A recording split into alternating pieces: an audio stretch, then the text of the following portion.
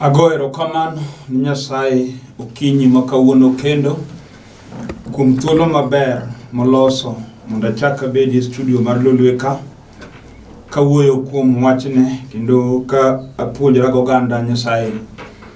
En thuolo makende ma Nyasaye oloso kendo wang'eyo ni wan e ndalo ma weche ng'eny matimore. Wan e ndalo ma ji mang'eny odak kod luoro nikech wan kod chandruok mar tuo momako piny sani mar corona, kendo en tuo mabet ka gima oketho weche mang'eny ahinya e pinywa ka. En tuo moketho nyaka uchumi to tamo gik mang'eny dhi mbele. Ang'eno kinyi ma kawuono chiew inie odi kanyo. Kanisa be ang'en tiyo loro kwa dhiyo. Koro ang'eno kinyi ma kawuono ibet piny mondo iwinj wach ma Nyasaye oketo kuom mago kinyi sani, mondo wawinjre kendo walam kodi Nyasaye kuom weche duto te nyaka ma in iwuon idwaro kuom Nyasaye. Ang'eno wan e thuolo mar Pasaka kendo yamo mane kudho mar corona omiyo seche moko ji mathoth wigi owil ni wan e tarik mar Pasaka kendo waparo tho, chier mar Yesu Kristo Ruoth. Ang'ene e thuolo mathoth higni mang'eny wajabedo kod sherehe mar Pasaka kendo wajadhi e kanisni kwapuonjore kendo waparo kuom tho mar Ruoth. To higani bet ka gima ok otimore kamano kaluwore kod tho marach mar corona mosiek e piny. To e dier odi kanyo gokinyi ma kawuono adwaro ni mondo wawinjre kodi e wach mabiro wuoye sana kosika kod wach mar Pasaka. Nyinga an Bishop William Abol, an jalego moro malange piny Siaya County. Ang'amo wara jatich Nyasaye. Gisani adak e piny Nairobi ka kendo kae kama ne kanisa kama tiyo tich Nyasaye. Nyasaye omiyo thuolo makende kawuono mondo awuoye kuom wach ma ondiki e Muma, kendo akwayi ni bed mos ahinya kata kitiyo tich moro we matin mondo ibed piny mondo wawinjre wach Nyasaye manyen gi teko e wi loje te. Kendo wach madwena wuoye sani en kende man gi teko kata mar tieko chandruok ma sani omako piny.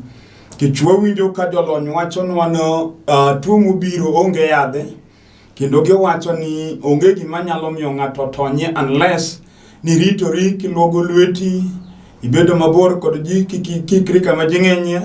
Mago ber kata ka jolony nyiso onego waluw kendo kik wawe mok watimo mago. To kata kamano nitie gima nyalo tamo rieko mar dhano kendo nyalo tamo josomo.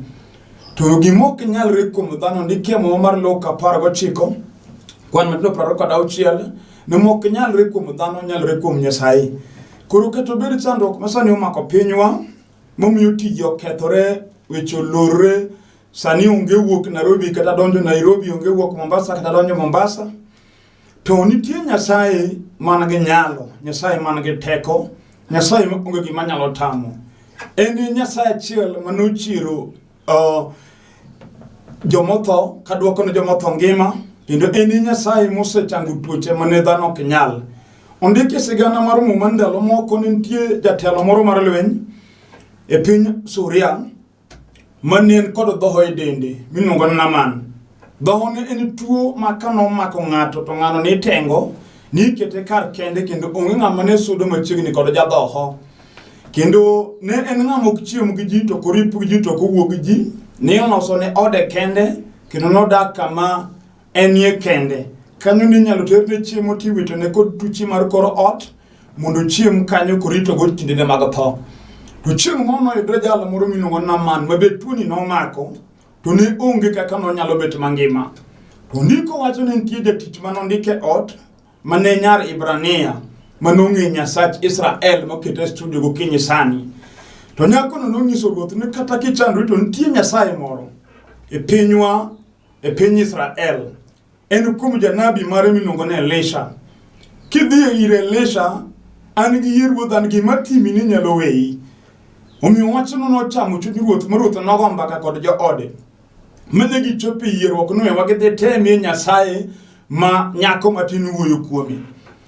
Jalno nokawo atua mar dhi ir Elisha. Elisha nomiye instruction gik monego tim mondo changi.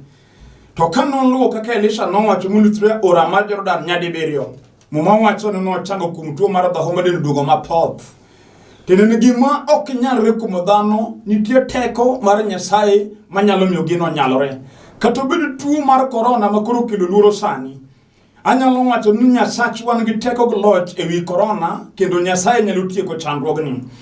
Adwa nasome wach moro matin mondiki e Muma mar fweny. Adwa na wuoye fweny abich kawuono, kwan matindo chiko.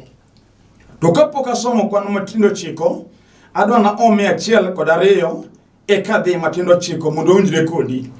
Muma wacho ni eka elwedo korachwich mar jal mobet e kom duong' no, naneno e kitabu mondiki e iye kendo oko. Kendo notwe gi kido 7, kendo naneno malaika maratego no kalando wach gi duol maduong' niya, en ng'ama owinjore elo kitabu ni kendo gonyo kidogo. 3 wacho niya, to onge ng'ato e polo kata e piny kata e bwo piny mane nyalo elo kitabu no kata ng'iyo iye. To pi wang'a nochwer ahinya nikech ne onge ng'ato mowinjore elo kitabu no kata ng'iyo iye. Agoni Nyasaye erokamano. Johana wuoyo kae wach moro ma bet tek batin. Muma wacho nitie jal manobet e kom duong' koting'o kitabu moro e lwete. To kitabu no nondik kido 7 kuome, iye kod oko, tas notweye. To Johana kasebedi kanene, to en kido momako piny masando ji kendo motweyo dhano. To jano malaika nogo tung' duol maduong' kopenjo niya, ere dhano kata malaika kata gik mangima mag polo manyalo elo kitabu ni machak ng'i nyaka iye? To Johana wacho ni polo noling' duoko ne onge, piny noling' nyaka e bwo piny ne onge duoko. Omiyo wacho ni nomiyo pi wang' Johana ochwer ahinya koneno ka onge jal moro amora manyalo chiwre mondo gony kitabu motweyo piny gi chandruok. Kanyo noting'o weche mathoth ahinya, kendo gimomiyo pi wang' Johana ne chwer, nitie gima Johana nene ngima dhano. Ka dhano moko otwegi kendo gin joma nie jela, ng'ama gon gi kanyo onge. Gima nokelo jela makoro nokelo kitabu mondiki ni en richo manochakre puoth Eden ka Adam nong'anyo kowe Nyasaye. Wachno nomiyo Nyasaye nokawo dhano moketo e lwet jachien ma Satan noyudo loch kuom dhano. Koro ne gidonjo e jend jachien kaluwore kod richo manotimore kochakre puoth Eden.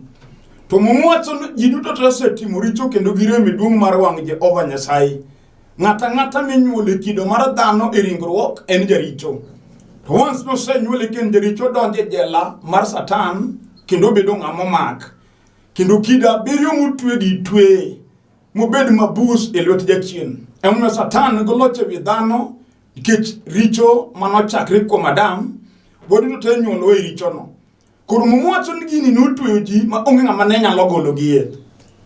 Kendo mae kama nomiyo tho nitie, momiyo nyithindo matindo tho to mon tho to chwo tho. Kendo kae kama nokelo tuoche mok chiedhre mimanyo yiendgi to ok yudi. Kitabu ni noting'o weche mang'eny ahinya. En be moting'o dhier kod chandruok momako piny. Kendo en moting'o negruok ma jachien olo kuom ji, mamiyo nyaka juoke moko chuoyo ji gi nawi, kendo jomoko be olokre jokuoge, moko gin jambazi. Mae be kama oting'o nyaka chuny Al-Shabab manego ji kod bunde kago ji kod mbom. Kae kitabu ni. Koro Johana wacho ni noneno kitabu motwe kod kido 7.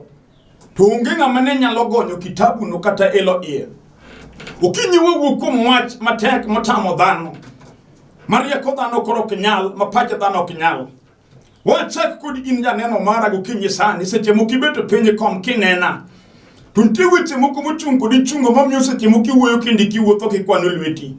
Kendo ipenjori to ere kaka natim nikech otami. Mon gwache manyalo tami makata jamwandu in go pesa e lweti. To gima timi oloyo pesani. Kendo chung' kod ichungo gi mwandu ma in go. Wan go udi mlichino go ji nyang'eng. To gin kod mwandu. Ka mwandu mar piny res gi to koro gidhi maber. Kata kamano kido motweyo gi otamo gi ekwe, omiyo gikuyo kendo giywak. Gi onge mor. Miyo seche moko dichuo kata kinena gokinyi sani, lit ma in go kuom chandruok man kuomi miyo chunyi gombo tho. Jomani ni ka jamoko kendo gineno ka in go mondo go to ahinya lakini onge kwe mondo go. Momiyo seche moko chunyi lit king'iyo ka ji moko dhi maber. Chunyi paro weche mang'eny ahinya. Won gi ji moje chin sando mana kama tin. Muna lweny mar ot kind dichuo go dhako. Jechino dagi ni kuok bedie. Kendo wan gi jechino manyalo donjo kuom dhako mariek mosomo. Miyudo ka dhako mariek mosomo timo timbe moko winjore. Momiyo churi chunyi lit momiyo dichuo nyalo pogo kata ot. Miyudo ko dak room mare, dhako dak room machielo. Kech gima timore odno lit. Wan gi jechien manyalo donjo kuom dhako miyudo ka dhako imo dichuo mondo neg mondo odong'ne.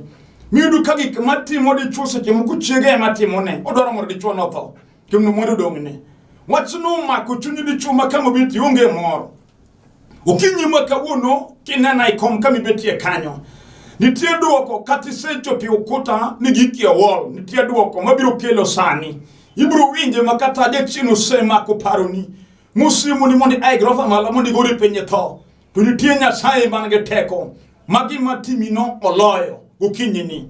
Wan gi chuo mathoth madiri kata kobet penye sani. To paro ngima mosebet kokale. En ngima ma onge mor ma onge kwe. Gino miyo seche moko kobet to pi wang'e chwer. Kendo kon owuotho gi jowadgi to nyalo nyiero. Lakini samodong' ke nitie gimago kod chunye mbaka. Mamiyo nindo tere do chiemo tame. Mamiyo seche moko nyalo bet kende to wuoya kende ka janeko. Kech gima time hinyo chunye. Wan gi gima nyalo tami osiepna.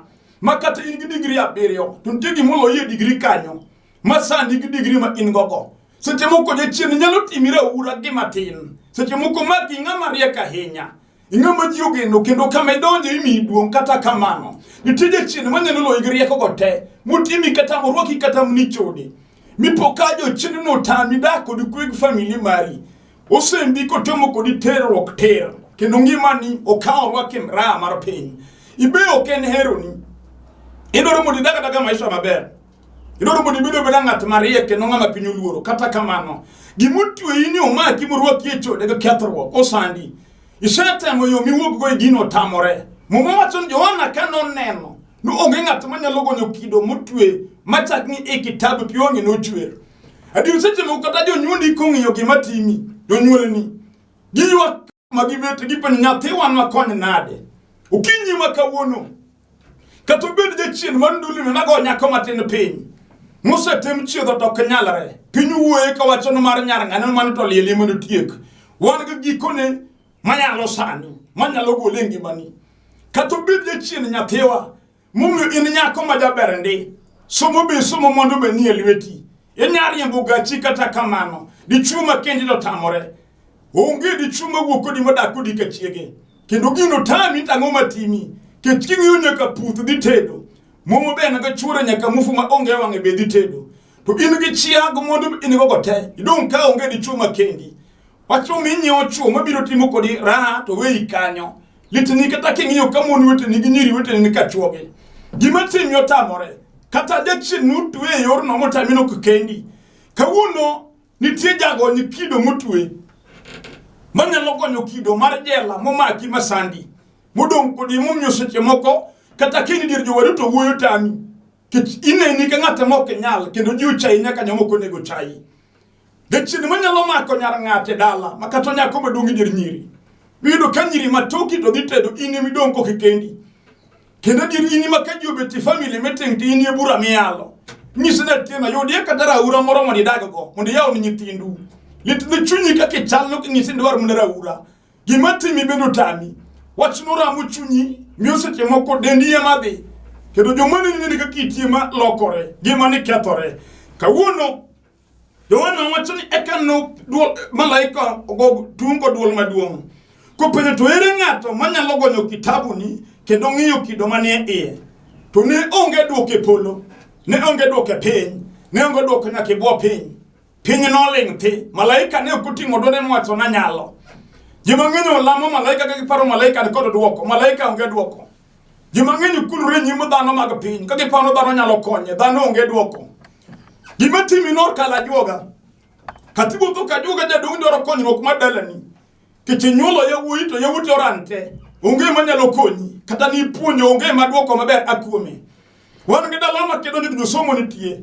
kidonje od mama tiru pichni ma graduation kuliri kor ot ya wuigo be pokotho ge ngima joma no graduate ko ngima te kata kamano dala chal bungu onge kata ot achiel mar simba migere dala no cheno dagi jo somo leo oko gidinde gache ka giduoge lato gidoko oko moko bende ticho tamo mido ka wudi ma degree mudong ka go lam gi moyudi ka moyudi ticho tamore gima timo dala ni seche moko tamo wani isate mo happy ka joga mo los ne kweri kita joga mo fail mo loyi kata kidi ire mundo konyi to kilowe eni mo komo mo loyi ka kichal nitie Nyasach Israel mano walo Yesu Kristo ma Nazareth modwa yalo gukinyi sani kibeta kom kinena eni kende mutingo dwoke lwete katubedi kido mutwe nyigi momyo nyigi onge mikendo kata chiel nyako matin katubedi chin mutani makata kisomo ti yom na ipe class kawuna kelo jalo man teko matino chiko wacho niya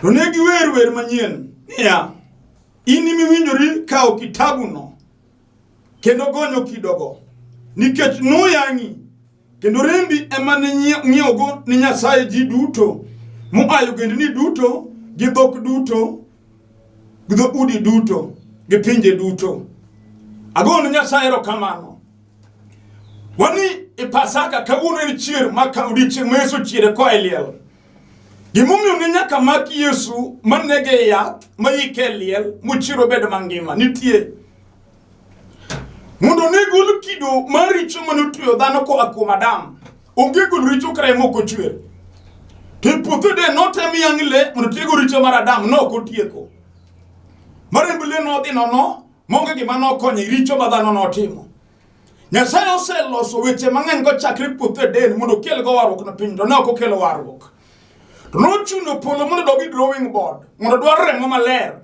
remo ma onge ketho remo mabura onge kuome ndore muno bio war piny umera mano wacho mano tamo malaika ne okunyal chwero remo no to ndiko wacho nitie wuod Nyasaye miluongo ni Yesu Kristo ene muno tingo to wacho ni Yohana kike ywagi malaika wuoyo gi Yohana kama Yohana yoke ka piwo nge chwero ngise no we ywak nitie sibuoro moro mo ai dhod Juda nyakwar Jesse jaduong' mar jodongo ng'at ma ike ng'eny kichweyo piny Yesu ne nitie enie fundi manoloso piny jal muchiora kod liech Yesu jal mukano golde bolo won mwandu jal mapidho nyaka nyangumi nam mano ruoth man teko Yesu no eni manogure msalaba mondo chul nengo no piny war piny lwet jasigu mwacho ni chieng' tabich no make gokinyi mang'ich osembe kotere bura oyale bura maduong' ka ogando chung piny gonduru idoro kel warruok mar nengo magolo ji lwet jochiende marano piny chieng' no bura ne tek ahinya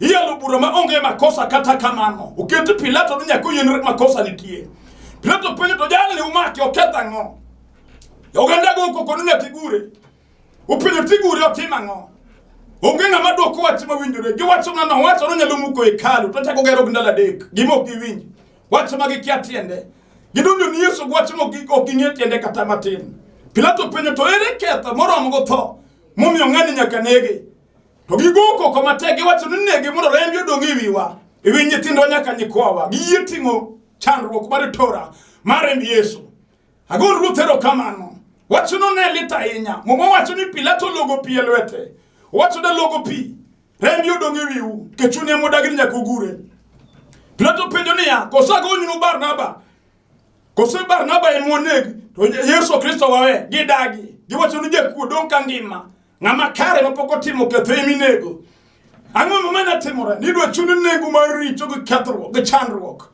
nidwa lo Satan gi tije ne temo sando go piny Yesu no chuno nengo maromo jomo waro nego winja go kinyi sani ayuri luoro kata korona obiro japuonjo so chuno nengo te korona ok nego loch Yesu nego loch wi korona ka korona pok no betie Yesu ruoth mayalo ne nitie koro kata piny Kenya Nyasachwa no bro chungu piny ni kendo thomarach mar korona ok bineke Kenya ka wadagi nyingi Yesu ja Nazareth kendo joganda onego yie no thomar korona onge loch kuom jomowar kendo kam ng'amowar bed jachir we luor kati wacho weche mang'eny bed jachir Nyasachwa nitie jal mowuoyo kuome no so chulo nengo mar chang ni jomo yie kuome obro chango ng'amo yie okinyi sani katene na kiputi bet piny dendelet kata ine mundi hospital dendirami nitie teko mar chang ma Yesu nokelo. Mumacho sama notere nyim Pilato e bura. Pilato nokao chik to chiwo ni polise gaskeche mondo mi ochwade kod boka. Ondiki nochwadi Yesu boka 39 chieng'no. Boka ka boka ne yeko tenga nge Yesu. Matenga nge Yesu nolokre tidhia mare mo kod pi. Mano hospital maduong' makaja kansa olwarie to kansa ema tuo. Kanyo katibed jandulu meremo mano chiro tenga nge Yesu kichwade gi charidi utingo teko mar changa. Awacho ni adir kata ino ja ukimi mosepim to nitie change tenga nge Yesu ja Nazareth mano sekelo. Diko wacho no kano se chwade e kano chiwe mondo dhi ogure e yath. Kono kanye kama no yangira tego. Makoro malaika weri e polo ko wacho ni ya. To negi wer manyien ni ya. Ini mi winjori kao kitabu no kendo gonyo kidogo nikech no yangi kendo rembi emani ng'iewo go ni Nyasaye ji mo ai ogendni duto gi dhok duto gi dhoudi duto gi pinje duto. Chieng'no Yesu nyiewo gane lewt Satan. Ochulo nengo ma Satan ne dwaro. Kendo nogolo ji richo ma Satan no ole piny. Mano gima notimre chieng' Tich Abich, Good Friday, mane wakalo. Nengo Yesu nyosa chulo Tich Abich onge gimodong'. Gimodong' en yie kuom Yesu kata ng'ato noiri. Ma ji neni ng'amodong' ma ok nyal dhi maber, nitie teko. Yesu nyosa eloyo. E musalaba Kalvari, nyono musumala ge tiende komako musumala ge lwete. Loya mar remo nyochweri lela wang' jatelo. Kadendo timore munyaka yire wiye ochulo nengo. Katibelo dhako ma iye chwer, nitiere Yesu mose chwere Kalvari. Muchung'nu chwer mar remo, biro chungo rembi gokinyi sani. Yeye yako mwacho mayalo. Japunyo se chulo nengo gokinyi. Katobedi ju chinde mago tho, maneke dala moro. Japunyo nyoto mohike, ose chiro ngima. Nyuchungo tho, maneko kata gokinyi ni. Yeye. Obedi kiso ni mama yenye tendo, mimi dongi chake tundi. Kanya timi nyuolo dieliel, kawuna Yesu biro chungo thano. Kito se chulo nengo mar tho. E Kalvari kar anga kama noguri jatelo karembe mol ko aigo ng'etne remo noluwo ng'et Yesu ka mol ko luwo tiende ka chwer piny ka bubni ko chomo Jerusalem dala maler kanyo nong'adi e buche te diko wacho ni wi musalaba sama noguri jatelo wi yath malo mumoto no kanye mano mae jolot ko jotego gi mag lweny tuoche Yesu no ma Satan lochi lwi tuoche chieng' mano chwade kiboko ka kiboko no mako teko mar tuo koro tuo onge loch katobedi mana corona wuoyo kod corona sani en onge loch gi teko kuom Yesu mwayalo kendo ratego biro chielo piny gi rembe kendo onge tho kuom jomaler agonu Nyasaye erokamano mumacho ni Yesu chieng'no nomado loch joteko gi gimag lweny ewi musalaba koro weluor katobedi ng'ama yanyi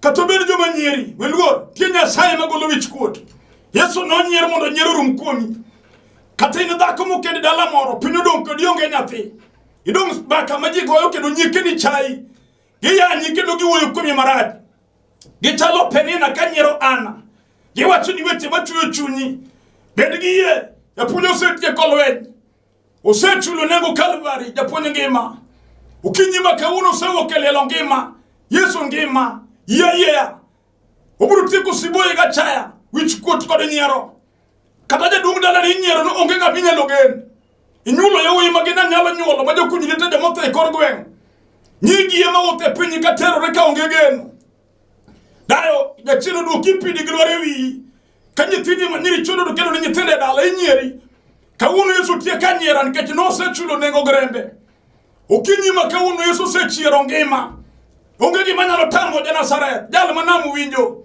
chieng' moro kwero nam gapaka manamo winje obiro kwero nam gapaka mochomo dala ni sani kata bende yamo mochomo odi dhako momi yonge kwege di chumo kendi momi churo loko ni paro ko pari ke chiege kawuna yalo jachungi yamo ruoth manyalo wuothi wi nam gi tiende oya wuoyo sene mariek mag piny poko yudi jalo manyalo wuothi wi nam Yesu manyalo gokinyi sani mono loko pio bedo lo mothi pi gi tiende kata bende gima goyi mutamie kwe nitie jalo mabiro chunge sani owuotho kochomo odi kabi betie kanyo kata ni se amoni dwaderi kawuono ae derruok nitie jadwoko nyalo manya logolo masira mama ikwe momi idwa deri aya resani gokinyi kami winjeno kata chunyi nose amoma mondi fundi giki mondi ise pango msikeni bagi ni isefu ndo idwa robi akwiri Yesu se biro rudu kwe jalo makilo kwe kod hera bedi jiga chir nyasacho da timo maber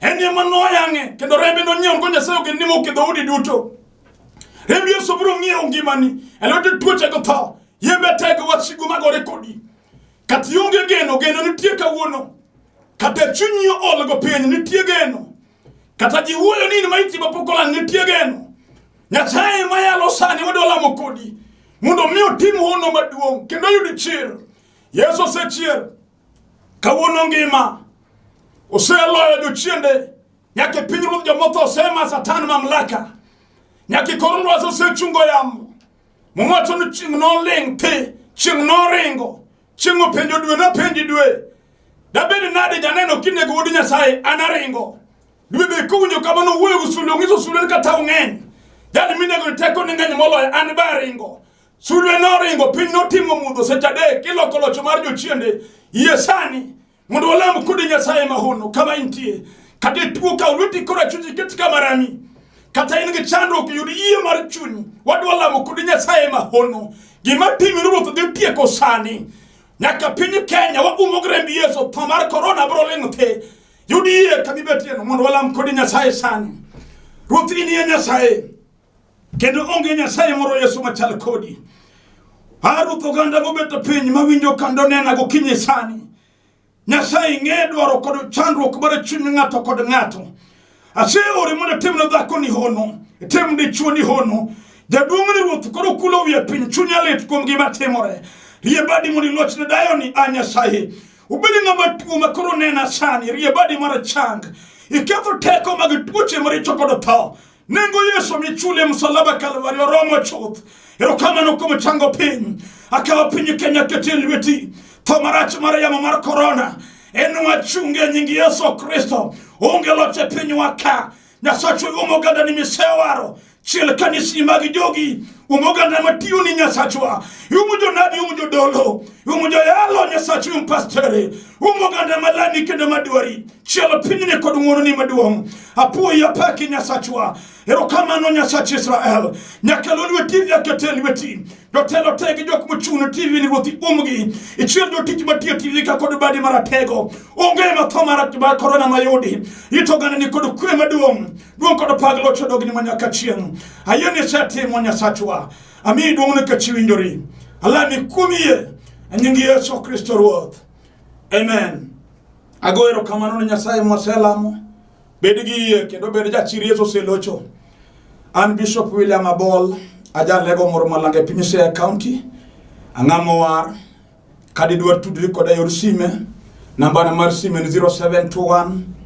28 0025 0721 28 0025 Airtel number mara n 0782 495 083 0782 495 083 Nyasach kwe mundo gwedhu nyasaye mundo umoganda ne te nyasaye mundo chung kod ngato ka ngato amen.